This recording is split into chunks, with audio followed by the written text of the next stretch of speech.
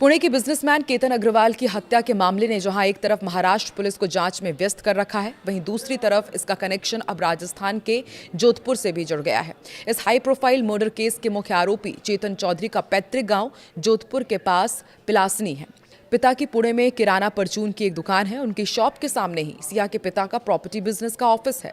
चेतन सिया के कॉलेज में पढ़ता था। सिया पिता के ऑफिस आती जाती रहती थी और इसी दौरान वो चेतन के संपर्क में आई। नमस्कार, मैं हूं आकांक्षा और आप देख रहे हैं न्यूज़ 18 का डिजिटल प्लेटफॉर्म। पुणे के केतन अग्रवाल मर्डर केस में रोज नए चौंकाने वाले खुलासे हो रहे हैं और अब नया दावा सामने आया है। केतन का शव रेस्क्यू करने वाले सुनील गायकवाड़ ने बताया है कि केतन के सिर पर गंभीर चोट थी, खोपड़ी कुचली हुई थी और हाथ पैरों पर भी कई जगह चोट के निशान थे।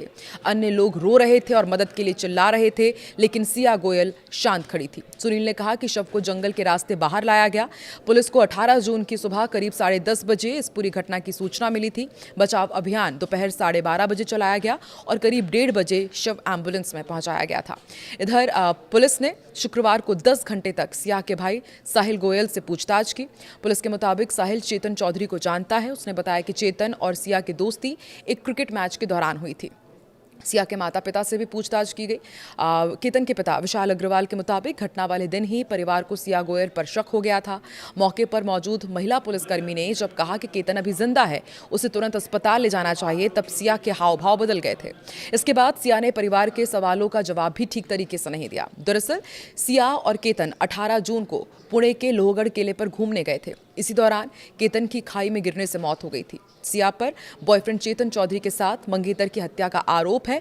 दोनों पुलिस हिरासत में हैं और उनसे पूछताछ की जा रही है।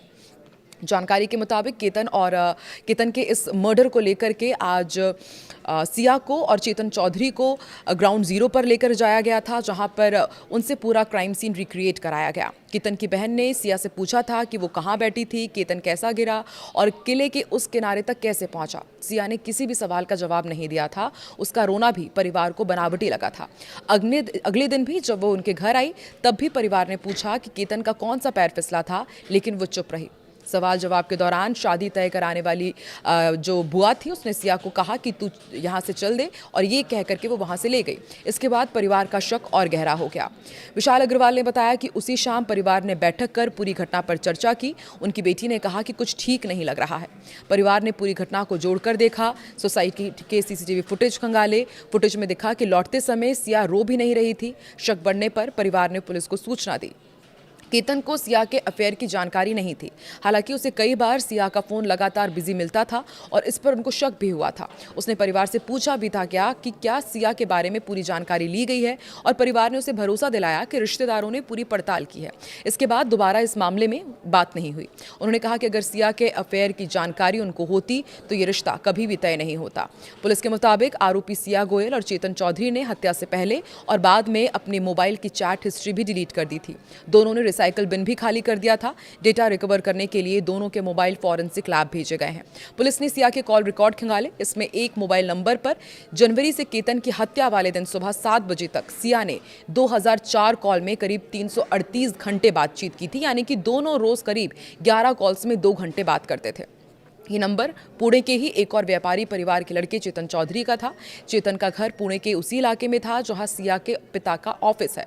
पुलिस के मुताबिक पूछताछ में सिया ने बताया कि उसे केतन का बिग लगाना और हकलाना पसंद नहीं था। इसी वजह से उसने हत्या की साजिश रची। हालांकि केतन के पिता के मुताबिक शादी तय होने से पहले ही सिया और उसके परिवार को केतन के बिग के बारे में पूरी जानकारी दे दी गई थी।